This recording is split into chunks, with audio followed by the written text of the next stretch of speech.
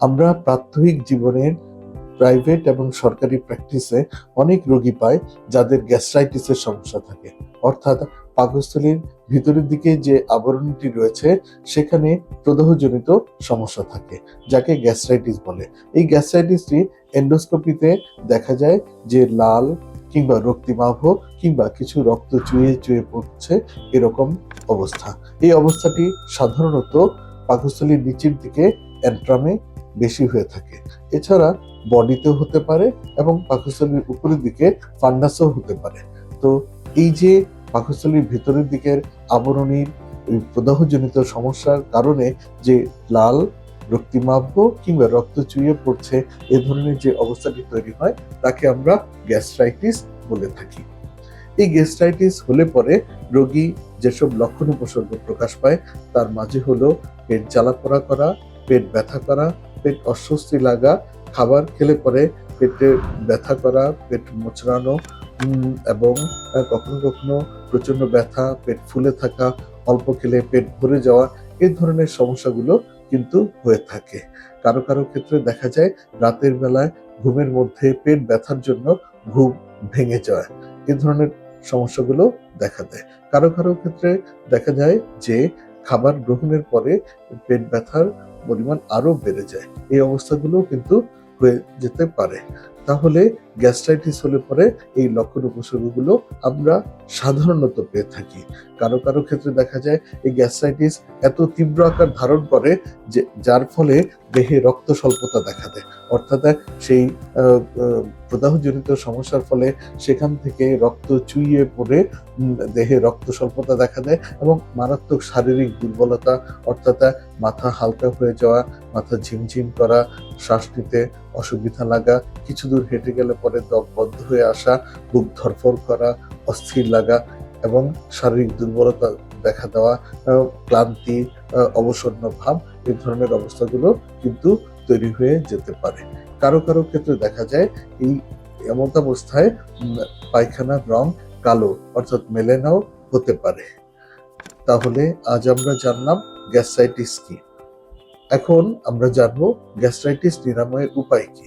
Gastritis নিরাময়ের উপায় হলো আমরা মানসিক উদ্বেগ, অস্থিরতা এবং দুশ্চিন্তা পরিহার করব, অনিদ্রা, অধিক রাত জাগা পরিহার করব, পর্যাপ্ত ঘুম এবং বিশ্রাম নিব, বাজে তেল এবং অধিক শর্করায় তৈরি খাবারগুলো বাদ দিব, ধূমপান, মদ্যপান, মাদক ইত্যাদি থেকে আমরা বিরত থাকব। আমরা পরিমিত, বিশুদ্ধ, সুষম ও পুষ্টিকর খাবারগুলো খেতে সচেষ্ট থাকব।